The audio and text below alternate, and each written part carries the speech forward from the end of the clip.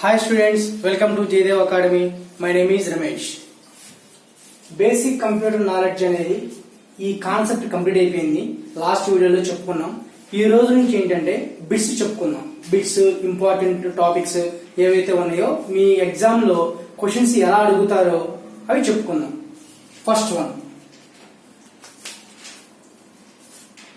First bit ఏంటంటే abacus అనే scientist divide చేసిన అబాకస్ అనే సైంటిస్ట్ డెవలప్ చేసినటువంటి మొట్టమొదటి యొక్క డివైస్ ఏది? అబాకస్. ఆ పేరు దానికి ఎలా వచ్చింది అని అంటే అతని యొక్క సైంటిస్ట్ పేరు మీదుగా ఆ డివైస్ కి అబాకస్ అనే నేమ్ వచ్చింది. ఏ సంవత్సరంలో అబాకస్ అనే సైంటిస్ట్ అబాకస్ అనే డివైస్ ని తయారు చేశాడు అని అంటే, ఇది ఎలా తయారు చేశాడు అంటే, ఒక పలక తీసుకుని పలక మీద రాడ్లు, చిన్న చిన్న రాడ్లు పెట్టి ఒక పూసలో అమర్చి దాన్ని అటు ఇటు మూవ్ చేస్తూ క్యాల్కులేషన్ చేయడం అనేది స్టార్ట్ చేశాడు. ఆ క్యాల్కులేట్ చేయడం స్టార్ట్ చేస్తూ ఉండగా ఒక ప్రాబ్లం అనేది సాల్వ్ చేయడం అనేది అతనికి వచ్చేసింది. ఈ అబాకస్ అనే సైంటిస్ట్ అబాకస్ అనే డివైస్ ని ఏ సంవత్సరంలో తయారు చేశాడంటే, క్రీస్తు పూర్వం 3000 సంవత్సరంలో తయారు చేశాడు. ఆ తర్వాత 3000 సంవత్సరం తర్వాత మళ్ళీ క్రీస్తు పూర్వం 500వ సంవత్సరంలో బబులోనియస్ దాని మీద రీసెర్చ్ చేసి కొంచెం డెవలప్ చేసుకుంటూ వచ్చారు.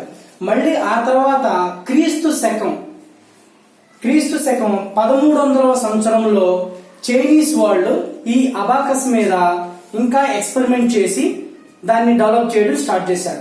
కొన్ని ఫీచర్స్ యాడ్ చేసి కంప్లీట్ గా డెవలప్ అయ్యేసరికి అందరికీ ఫేమస్ అయింది ఎప్పటి నుంచి అని అంటే, క్రీస్తు శకం 1300 సంవత్సరంలో నుంచి చైనా వాళ్ళ దగ్గర నుంచి ఈ అబాకస్ అనే డివైస్ ఏదైతే ఉందో అది డెవలప్ అయింది, ఫేమస్ అయింది. ఇప్పుడు ఫస్ట్ బిట్ మిమ్మల్ని ఎలా అడగొచ్చు అంటే, దీని నుంచి అబాకస్ అనే సైంటిస్ట్ తయారు చేసిన డివైస్ నేమ్ ఏంటి? అబాకస్. ఏ సంవత్సరంలో అబాకస్ అనే సైంటిస్ట్ అబాకస్ అనే డివైస్ ని తయారు చేశాడు అంటే, ఇతను క్రీస్తు పూర్వం 3000 సంవత్సరంలో తయారు చేశాడు. తర్వాత బబులోనియస్ అనే వాళ్ళు ఏ సంవత్సరంలో అబాకస్ అనే డివైస్ ని తీసుకుని దాని మీద ఎక్స్పెరిమెంట్ చేశారు అంటే, బబులోనియస్ ఏ సంవత్సరంలో అంటే క్రీస్తు పూర్వం 500వ సంవత్సరంలో. నెక్స్ట్ చైనా వాళ్ళు అబాకస్ అనే డివైస్ ని ఏ సంవత్సరం నుంచి దాన్ని డెవలప్ చేయడం, యూజ్ చేయడం స్టార్ట్ చేశారు అనంటే, క్రీస్తు శకం 1300వ సంవత్సరం నుంచి చైనీస్ వాళ్ళు స్టార్ట్ చేశారు. ఇలా ఈ అబాకస్ అనే క్వశ్చన్ నుంచే మనల్ని 3 టైప్స్ ఆఫ్ క్వశ్చన్స్ అనేవి అడగొచ్చు. నెక్స్ట్ సెకండ్ చూద్దాం. సెకండ్ వన్ ఏంటంటే క్యాలిక్యులేటర్. క్యాలిక్యులేటర్ అనే డివైస్ ని కనిపెట్టిన శాస్త్రవేత్త ఎవరు? పాస్కల్ అనే శాస్త్రవేత్త క్యాలిక్యులేటర్ ని కనిపెట్టాడు. నెక్స్ట్ ఏ సంవత్సరంలో ఈ యొక్క క్యాలిక్యులేటర్ ని కనిపెట్టాడు అని అంటే, 1642వ సంవత్సరంలో ఈ క్యాలిక్యులేటర్ అనే డివైస్ ని పాస్కల్ అనే సైంటిస్ట్ కనిపెట్టాడు. దీనిలో నుంచి మనల్ని 2 క్వశ్చన్స్ 2 వేస్ లో అడగడానికి ఛాన్సెస్ ఉంది. ఫస్ట్ వన్ ఏంటి? క్యాలిక్యులేటర్ డివైస్ ని కనిపెట్టిన శాస్త్రవేత్త ఎవరు? పాస్కల్.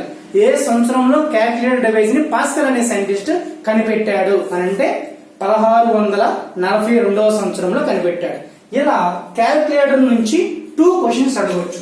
ఫస్ట్ వన్ ఏంటి? అబాకస్. 3 క్వశ్చన్స్ అడగవచ్చు. నెక్స్ట్ వన్ వచ్చేసరికి క్యాలిక్యులేటర్. దీని నుంచి 2 క్వశ్చన్స్ అడగడానికి ఛాన్సెస్ ఉంది. Next third concept difference engine. ఈ డిఫరెన్స్ ఇంజిన్ అనేది ఎవరు కనిపెట్టారు? ఫస్ట్ ఎవరు తయారు చేశారు అని అంటే, జేఎం మాల్యూర్ అనే సైంటిస్ట్ 1786వ సంవత్సరంలో ఈ డిఫరెన్స్ ఇంజిన్ అనే ఒక ఇంజిన్ ని, ఒక కంప్యూటర్ టైప్ లో ఉండేటువంటి ఒక ఇంజిన్ ని తయారు చేశాడు అనమాట. దీనిలో 2 క్వశ్చన్స్ అడగడానికి ఛాన్సెస్ ఉంది. Difference engine.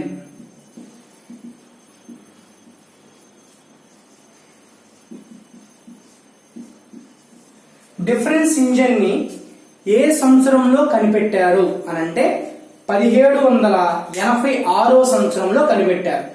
Next difference engine ని కనిపెట్టిన సైంటిస్ట్, తయారు చేసిన సైంటిస్ట్ ఎవరు అనంటే జేఎం మాల్యూర్. జేఎం మాల్యూర్. ఈ జేఎం మాల్యూర్ అనే సైంటిస్ట్ డిఫరెన్స్ ఇంజన్ తయారు చేసిన తర్వాత దీని ఇంప్లిమెంటేషన్ కి ఇంకా డెవలప్ చేయడానికి అతని దగ్గర మనీ లేక, ఆ యొక్క ఇన్వెస్ట్మెంట్ చేయలేక దాన్ని సగంలో ఆపేయడం జరిగింది. సగంలో ఆపేసినటువంటి ఆ డిఫరెన్స్ ఇంజన్ ని మళ్ళీ తిరిగి అక్కడి నుంచి కంటిన్యూ చేసింది, అక్కడి నుంచి డెవలప్ చేసింది ఎవరంటే మన చార్లెస్ బబేజ్ అనే సైంటిస్ట్. ఎప్పుడు అనంటే 1822వ సంవత్సరం నుంచి అతను దాన్ని ఇంప్లిమెంటేషన్ అనేది కొనసాగించాడు. ఓకేనా? ఈ డిఫరెన్స్ ఇంజిన్ లో 2 క్వశ్చన్స్ అడగవచ్చు. నెక్స్ట్ 4th వన్ 3 క్వశ్చన్స్ అడగవచ్చు.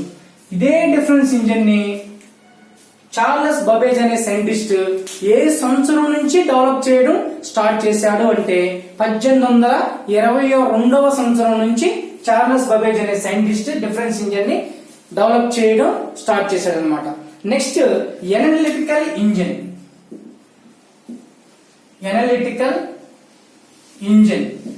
ఈ ఎనలిటికల్ ఇంజిన్ నుంచి 2 క్వశ్చన్స్ అడగవచ్చు. ఫస్ట్ క్వశ్చన్ ఏంటంటే ఎనలిటికల్ ఇంజిన్ ని తయారు చేసిన, డెవలప్ చేసిన సైంటిస్ట్ ఎవరు అంటే చార్లెస్ బబేజ్. ఏ సంవత్సరంలో ఎనలిటికల్ ఇంజిన్ ని చార్లెస్ బబేజ్ అనే సైంటిస్ట్ తయారు చేశాడు, ఇంప్లిమెంట్ చేశాడు, డెవలప్ చేశాడు అంటే 1822వ సంవత్సరంలో తయారు చేశాడు. నెక్స్ట్ ఫిఫ్త్ వన్ ఏంటంటే మెకానికల్ కంప్యూటర్. Mechanical computer. దీని నుంచి మనల్ని 3 క్వశ్చన్స్ అడగవచ్చు. ఫస్ట్ వన్ చూద్దాం. చార్లెస్ ఈ మెకానికల్ కంప్యూటర్ ని డెవలప్ చేసిన శాస్త్రవేత్త ఎవరు, సైంటిస్ట్ ఎవరు అంటే చార్లెస్ బబేజ్. మెకానికల్ కంప్యూటర్ ని చార్లెస్ బబేజ్ అనే సైంటిస్ట్ ఏ సంవత్సరంలో తయారు చేశాడు అనంటే అది కూడా సేమ్ 1822వ సంవత్సరంలోనే అని చెప్పాలి. Next father of computer. Who is the father of computers? మొట్టమొదటి కంప్యూటర్, మెకానికల్ కంప్యూటర్ ని తయారు చేసింది, డిఫరెన్స్ ఇంజిన్ ని అక్కడి నుంచి స్టార్ట్ చేసింది, ఎనలిటికల్ ఇంజిన్ ని తయారు చేసింది, ఈ మూడింటిని తయారు చేసింది చార్లెస్ బబేజే కాబట్టి ఆయన్ని ఫాదర్ ఆఫ్ కంప్యూటర్స్ అంటాం. కంప్యూటర్ యొక్క పితామహుడు చార్లెస్ బబేజ్. ఇలా మెకానికల్ కంప్యూటర్ నుంచి మనల్ని 3 క్వశ్చన్స్ అడగడానికి, 3 వేస్ అడగడానికి ఛాన్సెస్ అనేది ఉంది. నెక్స్ట్ వన్ ఏంటంటే 6th వన్ వచ్చేసరికి ఐబిఎం అనే కంపెనీ. అందరికీ తెలుసు ఐబిఎం అనే కంపెనీ. ఈ ఐబిఎం కంపెనీకి ఇంకొక నేమ్ ఏంటంటే ట్యాబులేటింగ్ మిషన్.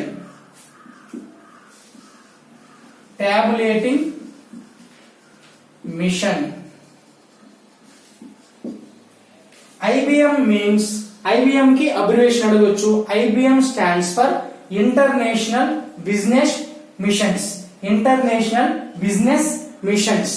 దీనికి ఇంకొక పేరు ఏంటంటే ట్యాబులేటింగ్ మిషన్. Tabulating machine. ఈ యొక్క కంపెనీ స్టార్ట్ చేసింది ఏ ఇయర్ లో అంటే 1896వ సంవత్సరంలో ఐబిఎం అనే కంపెనీని తయారు చేశారు. ఆ ఐబిఎం అనే కంపెనీని ప్రారంభించారు. ఈ కంపెనీ ప్రారంభించినటువంటి సైంటిస్ట్ ఎవరైతే ఉన్నారో ఆ ఓనర్ ఎవరంటే, ఫౌండర్ ఎవరంటే హెర్మన్ హోలీరిత్. హెర్మన్ హోలీరిత్ అనే సైంటిస్ట్ దీని యొక్క ఫౌండర్, ఐబిఎం యొక్క ఫౌండర్ అన్నమాట. ఏ ఇయర్ లో? 1896వ సంవత్సరంలో. దీని నుంచి మనల్ని 3 క్వశ్చన్ అడగడానికి ఛాన్సెస్ ఉంది. ఫస్ట్ క్వశ్చన్ ఏంటంటే IBM stands for, IBM full form international business machines. Next IBM కి ఇంకొక పేరు ఏంటి? ట్యాబులేటింగ్ మిషన్. ఈ ఐబిఎం అనే కంపెనీని స్టార్ట్ చేసింది ఫౌండర్ ఎవరు అనంటే దానికి ఏంటి? హెర్మన్ హోలీరిత్. హెర్మన్ హోలీరిత్. ఏ సంవత్సరంలో ఐబిఎం అనే కంపెనీని ప్రారంభించారు అనంటే 1896వ సంవత్సరంలో ఈ కంపెనీని తయారు చేశారు. ఇలా 3 వేస్ లో 3 టైప్స్ ఆఫ్ బిట్స్ అడగడానికి ఛాన్స్ ఉంటుంది. నెక్స్ట్ 7th వన్ వచ్చేసరికి hardware.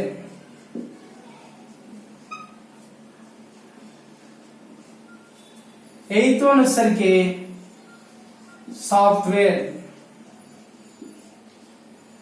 9th one hard copy. 10th one వచ్చేసరికి soft copy, hard copy, soft copy. Hardware చూద్దాం. What is meant by hardware? Hardware కి ఎగ్జాంపుల్స్ అడుగుతారు. Examples of, give me one example of hardware అలా అడిగినప్పుడు అసలు మనకి hardware అంటే ఏంటి తెలియాలి కదా. Physical components of a computer system is known as hardware. అంటే మన హ్యాండ్ తో టచ్ చేసే ఎవరి డివైస్ ని హార్డ్వేర్ అంటాం. Keyboard, mouse, CPU, screen, speakers ఇవన్నీ కూడా హార్డ్వేర్. హార్డ్వేర్ కి ఎగ్జాంపుల్ రాయమన్నప్పుడు మనం వీటిలో ఏదైనా రాయొచ్చు. ఇలా ఒక క్వశ్చన్ అడగడానికి ఛాన్స్ ఉంది. అలాగే సాఫ్ట్వేర్ కి give me one example of software. Software కి ఒక ఎగ్జాంపుల్ రాయండి అని అన్నారు. సాఫ్ట్వేర్ అంటే ఏంటి? Collection of data. It's logical thinking. మన హ్యాండ్ తో టచ్ చేయలేని వాటిని సాఫ్ట్వేర్ అంటాం. అంటే ఎగ్జాంపుల్ ఏమైనా రాస్తాం? ఎంఎస్ ఆఫీసు, ఇంటర్నెట్, ఓకేనా, అలాగే టాలీ, ఫోటోషాప్, వాట్సాప్, ఇవన్నీ కూడా సాఫ్ట్వేర్స్ అన్నమాట. Next hard copy. Give me one example of hard copy. అంటే హార్డ్ కాపీ అంటే ఏంటి తెలుసు కదా, మనం చేతితో టచ్ చేసే ప్రతి కాపీని హార్డ్ కాపీ అంటే మెటీరియల్, టెక్స్ట్ బుక్ ఇవన్నమాట. సాఫ్ట్ కాపీకి ఎగ్జాంపుల్ రాయమంటేనేమో మన పెన్ డ్రైవ్ లో ఉన్న నోట్స్, ఇంటర్నెట్ లో ఉన్న నోట్స్, ఓకేనా, సిడిలో ఉన్న నోట్స్, వాటిలో ఉన్న నోట్స్ ని మనం సాఫ్ట్ కాపీకి ఎగ్జాంపుల్ గా రాయొచ్చు. ఓకేనా. దీంతో 10 బిట్స్ కంప్లీట్ అయ్యి 11th బిట్ స్టార్ట్ చేద్దాం. ఈ యొక్క 4, 5, 3, 8, 10, 13, 16, 4, 20 బిట్స్. ఈ 10 క్వశ్చన్స్ నుంచి మనల్ని 20 బిట్స్ అనేవి అడగడానికి ఛాన్స్ ఉందన్నమాట. 20 బిట్స్ చాలా చాలా ఇంపార్టెంట్ అమ్మా. ఈ 10 పాయింట్స్ లో నేను 20 క్వశ్చన్స్ అరేంజ్ చేశాను. ఆ 20 క్వశ్చన్స్ 20 బిట్స్ చక్కగా కేర్ఫుల్ గా స్టడీ చేయండి. ఓకే. నెక్స్ట్ 11th వన్ వచ్చేసరికి characteristics of A computers.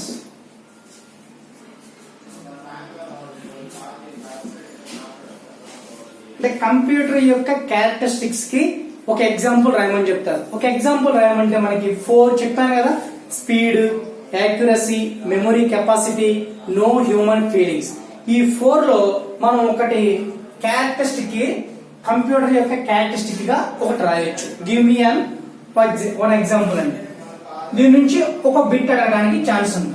Next 12th one వచ్చేసరికి ఏంటంటే input,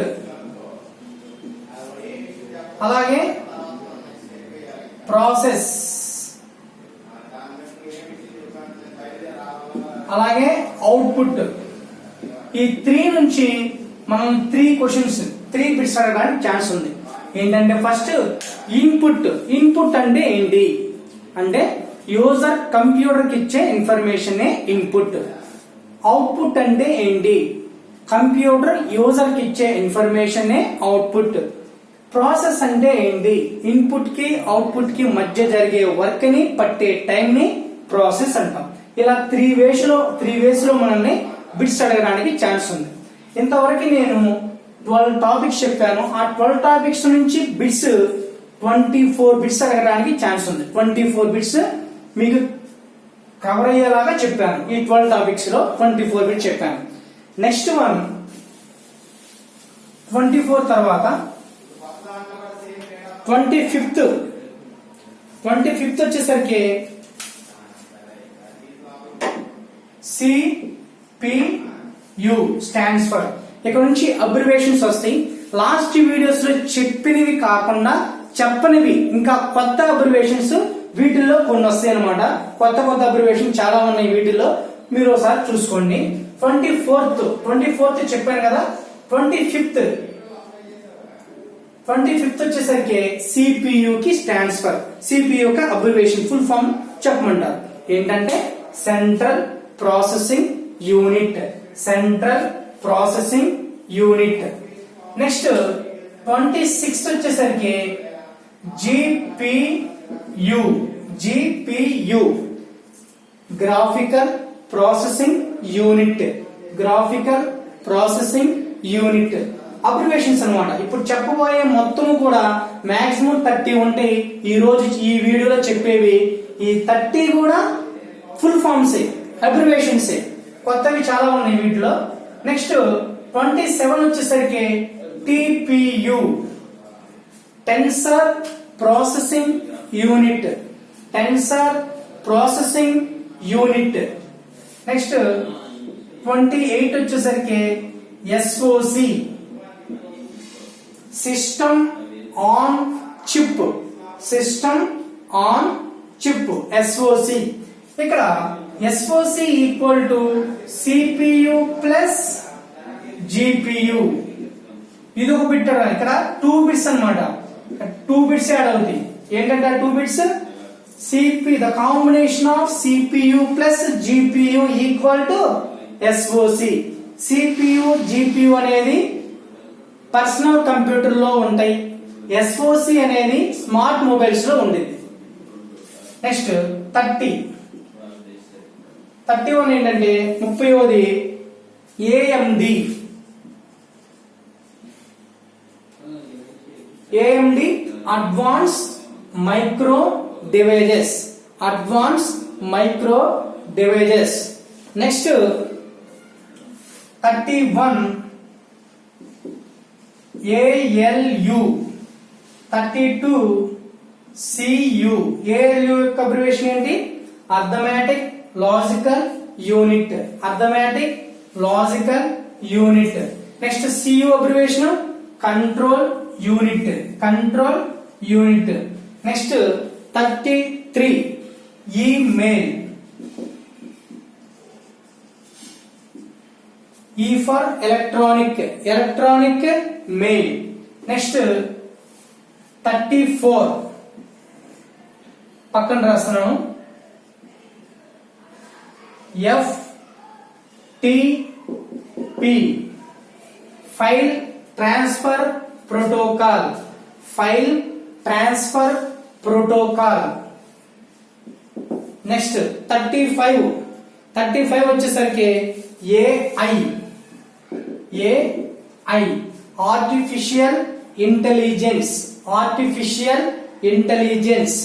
next 36 e commerce. E commerce. ఈ for electronic.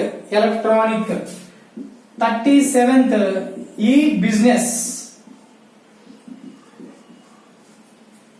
Electronic. Electronic business. ఈ బిజినెస్ ఎలక్ట్రానిక్ బిజినెస్. నెక్స్ట్ 38 ఈ మనీ.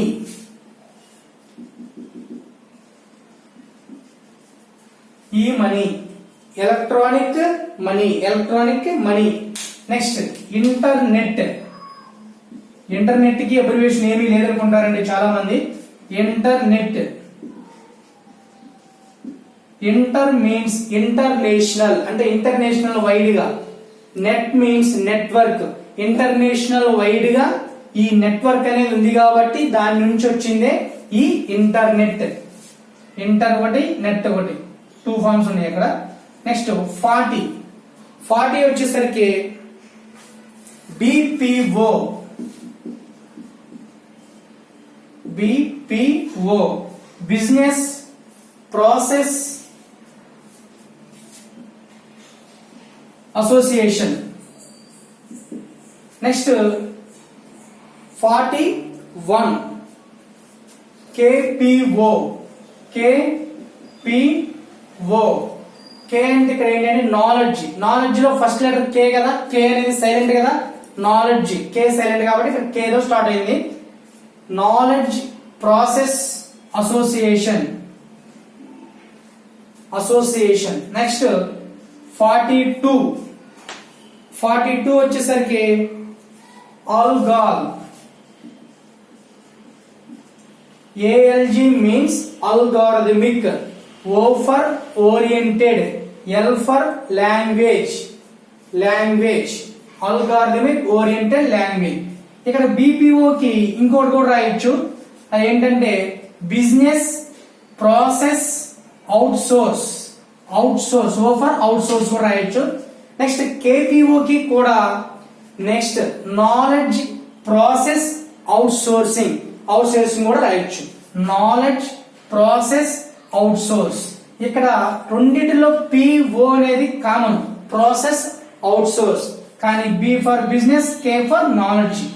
నెక్స్ట్ 43 ఒకసారి చూసుకోండి, చెక్ చేసుకోండి, రఫ్ చేస్తున్నాను. 43 వచ్చేసరికి CDN 43.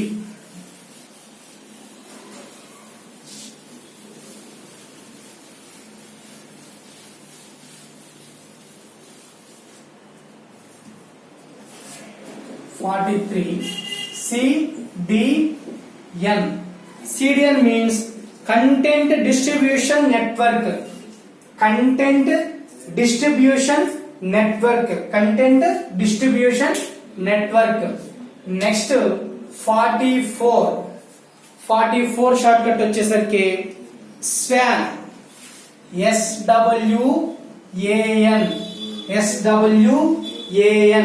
SWAN.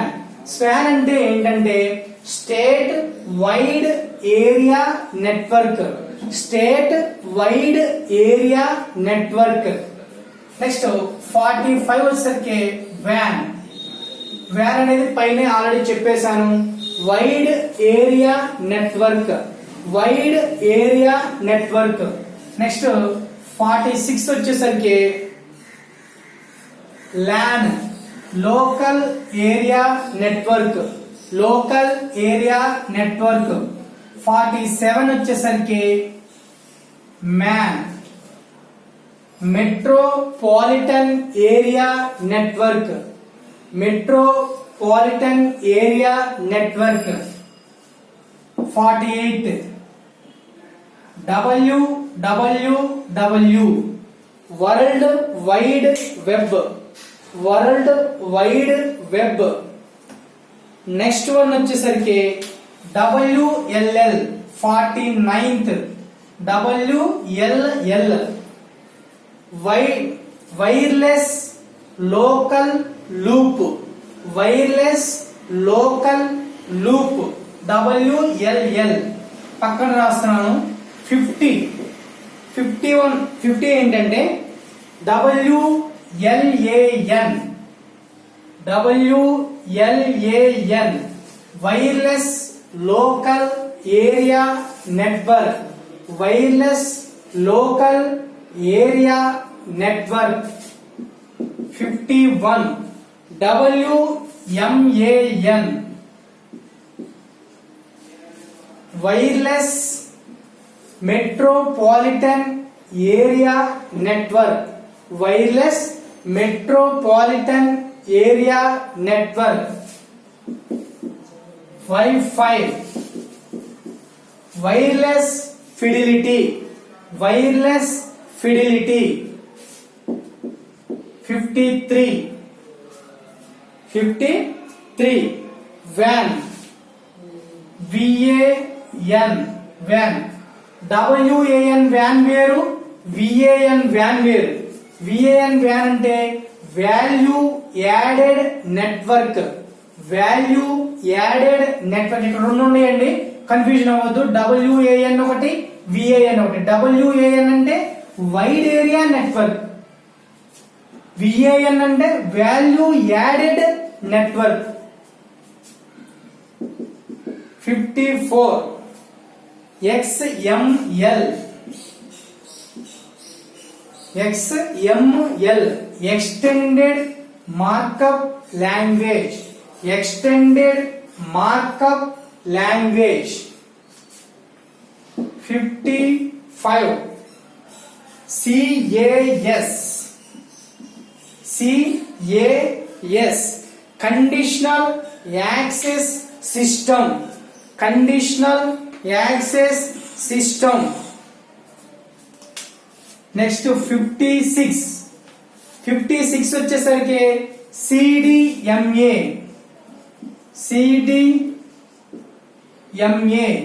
CDMA means code division multiple access. Code division multiple access. Next 57 వచ్చేసరికి DTH. direct to home. Direct to home. Next 58 58 వచ్చేసరికి HTML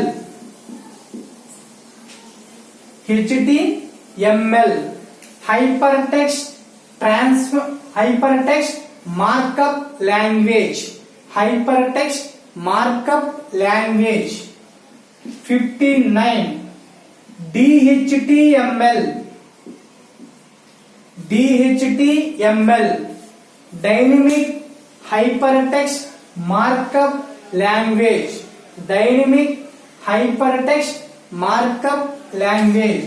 61 last bit అండి. ఇది వచ్చేసరికి CSS క్యాస్కేడింగ్ షీట్స్. ఇంతవరకు నేను బిట్స్ గాని ఫస్ట్ బేసిక్ కంప్యూటర్ నాలెడ్జ్ లో chapters topics మొత్తం కంప్లీట్ అయిపోయినాయి లాస్ట్ వీడియోతో. ఈ వీడియో ఇప్పటి నుంచి నేను వాటి మీద అబ్రివేషన్స్ బిట్స్ చెప్తున్నాను. ఈ రోజు బేసిక్ కంప్యూటర్ నాలెడ్జ్ లో బిట్స్ పార్ట్ 1 చెప్పాను. వీటిలో అబ్రివేషన్స్ వచ్చినాయి, పాయింట్స్ వచ్చినాయి, అలాగే బిట్స్ అన్ని కవర్ చేశాను. 60 బిట్స్ చెప్పానండి. నెక్స్ట్ వీడియోలో ఇంకొన్ని బిట్స్ చెప్పుకుందాం. ఇంతవరకు వీడియో చూసినందుకు థ్యాంక్స్ అండి. Thank you so much.